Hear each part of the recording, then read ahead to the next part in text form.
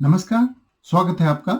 आज के इस वीडियो में हम चर्चा करेंगे मैल्कम ग्लैडवेल की एक किताब द टिपिंग पॉइंट की। मैल्कम ग्लैडवेल एक ब्रिटिश बॉर्न कैनेडियन जर्नलिस्ट और ऑथर हैं। इन्होंने कई किताबें लिखी हैं। द टिपिंग पॉइंट उनमें से सबसे पहली किताब है जो कि सन 2000 में लिखी गई थी। इस किताब में ये बताया गया है कि वो कौन से फैक्टर्स हैं, कौन से कारण हैं जिनकी वजह से कुछ न्यूज, कुछ नए आइडियाज या कुछ अफवाहें या फैशन बहुत तेजी के साथ फैलते हैं और कुछ नहीं फैलते। किसी भी विचार, समाचार या फैशन के तेजी से प्रसार होने को हम आजकल की सोशल मीडिया की भाषा में ट्रेंडिंग या वायरल होना भी कहते हैं। कोई भी नया आइडिया या न्यूज या फैशन तभी ट्रेंडिंग या वायरल माना जाता है जब उसमें ये तीन विशेषताएं हों। नंबर एक, कि वो कॉन्टेजियस है, एक आदमी से दूसरे आदमी में ट्रेवल करता है, जैसे कि वायरस करता है। दूसरा, कि बहुत छोटे एफर्ट से बहुत बड़ा इफेक्ट आता है। और तीसरा, बहुत ही रैपिडली फैलता है, तेजी के साथ फैलता है। तेजी से बातें किस तरह फैलती हैं, इसको समझने के लिए एक छोटा सा उदाहरण लेते हैं। मान लीजिए कि मैं कोई नया आइडिया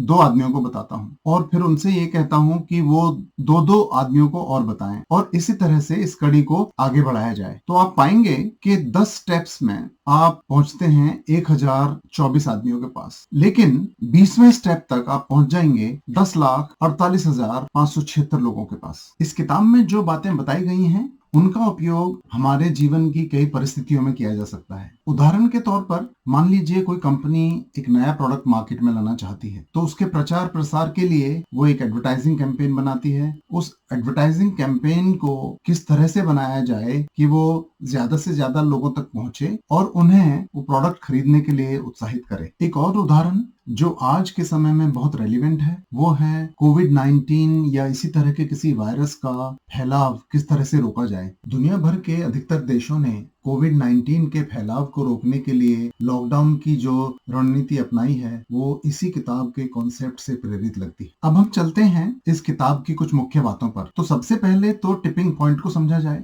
ये वो सीमा है जिसके बाद कोई भी बात बहुत ज्यादा तेजी से फैलती है। हमने जो उदाहरण लिया था जिसमें एक आदमी से 2 और 2 से 4 तक बात पहुंचाई गई, उसमें 10वें स्टेप तक तो 1024 आदमियों की बात पहुंची, लेकिन 20वें स्टेप तक पहुंचते पहुंचते वो 10,48,576 लोगों के पास पहुंची। तो इस कॉन्टेक्स्ट में हम कह सकते हैं कि 20वें स्टेप के बाद वो टिपिंग पॉइंट आ गया। किसी भी आइडिया को टिपिंग पॉइंट तक ले जाने के लिए और रैपिड एक्सपेंशन के लिए लेखक ने 3 फैक्टर बताए हैं। ये हैं, पहला the law of the few, दूसरा द स्टिकीनेस फैक्टर और तीसरा द पावर ऑफ कॉन्टेक्स्ट। इन तीनों को हम एक एक करके डिस्कस करेंगे। किसी भी आइडिया को फैलाने के लिए शुरुआत में बहुत ज्यादा लोगों की जरूरत नहीं होती। इसी बात को लेखक ने इस पहले फैक्टर में समझाया है, the law of the few. एक उदाहरण किताब में दिया है जो कि साइंटिफिक रिसर्च पर बेस्ड है। वो ये कि आप दुनिया के किसी भी आदमी तक लगभग 6 स्टेप्स में पहुंच सकते हो। आप ए को जानते हो, ए बी को जानता है और इस तरह से एक चेन बना के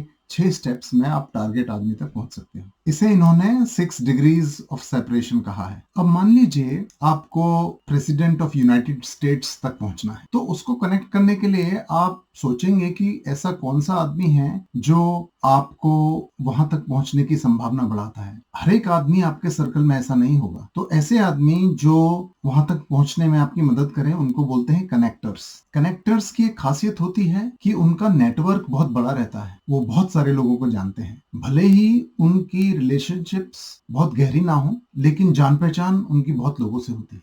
एक और बात, जिन लोगों को वो जानते हैं वो या तो स्वयं कनेक्टर होते हैं या फिर बहुत इन्फ्लुएंस वाली पोजीशन में रहते हैं। कनेक्टर्स बहुत फ्रेंडली होते हैं, बहुत अप्रोचेबल होते हैं, बहुत सोशेबल होते हैं, एनर्जेटिक होते हैं और बहुत क्यूरियस होते हैं। आपके बारे में बहुत कुछ जानने की कोशिश करते हैं और शायद यही वजह है कि उनका नेटवर्क बहुत बड़ा रहता है। कनेक्टर्स के बाद उन्होंने बात की है मेवंस की। मेवंस वो लोग हैं जो चलते फिरते एनसाइक्लोपीडिया रहते हैं। उन्हें काफी सारे सब्जेक्ट्स के बारे में बहुत नॉलेज रहती है। अपनी लोकल गॉसिप्स से लेकर इंटरनेशनल न्यूज तक क्या चल रहा है उनके पास जानकारी रहती है। मेवंस को उन्होंने कहा है सोशल डेटाबेस और कनेक्टर्स को कहा है सोशल ग्लू, जो लोगों को जोड़ता है। The law of the few में तीसरा एजेंट है द सेल्समैन। सेल्समैन वो लोग हैं जो आपको किसी भी आइडिया या किसी भी चीज के बारे में कन्विंस कर सकते हैं। इनकी बहुत बड़ी खासियत ये रहती है कि आप इनके सामने कोई भी ऑब्जेक्शन रखें तो उसका जवाब इनके पास रहता है। अब हम चलते हैं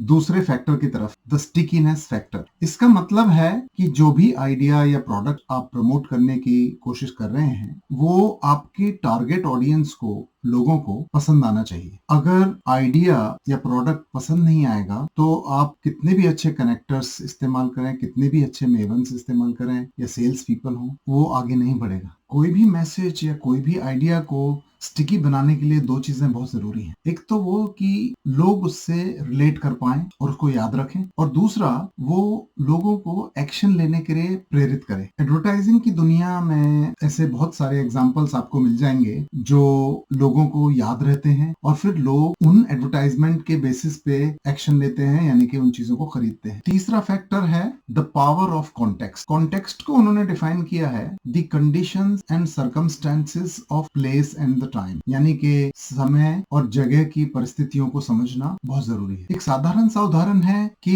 इंडिया के सोशल और इकोनॉमिक कॉन्टेक्स्ट में जो बातें रेलिवेंट होंगी, इफेक्टिव होंगी, वो हो सकता है अमेरिका में ना हो या फिर अफ्रीका के किसी कंट्री में ना हो। कॉन्टेक्स्ट में छोटे छोटे बदलाव से बहुत बड़े बड़े परिणाम आते हैं, ये बात इस किताब में समझाई गई। उन्होंने एक उदाहरण दिया है न्यूयॉर्क सिटी का। न्यूयॉर्क सिटी के कुछ इलाके जहां पर बहुत ज्यादा ग्रेफिटी रहती थी या घरों के मेंटेनेंस बहुत अच्छी नहीं थी, खिड़कियों के शीशे टूटे रहते थे, वहां पर धीरे धीरे करके क्राइम रेट बढ़ती गई। उसकी एनालिसिस उन्होंने इस तरह की है कि जहां पर मेंटेनेंस अच्छी नहीं रहती है वहां पर जो क्रिमिनल मेंटेलिटी के लोग हैं वो अज्यूम कर लेते हैं कि nobody cares and it is okay to do the criminal activities, और इसलिए क्राइम बढ़ गया। वहीं कुछ सालों बाद जब मेंटेनेंस पे ध्यान दिया गया, ग्रेफिटी को क्लीन किया गया, सबवे के ट्रेन्स को क्लीन किया गया, तो उसके बाद काफी रैपिडली क्राइम रेट डिक्लाइन हो गया। ये एक बहुत अच्छा एग्जांपल है जहां पर कॉन्टेक्स्ट चेंज करने से परिणाम काफी मैसिवली चेंज। किताब के इस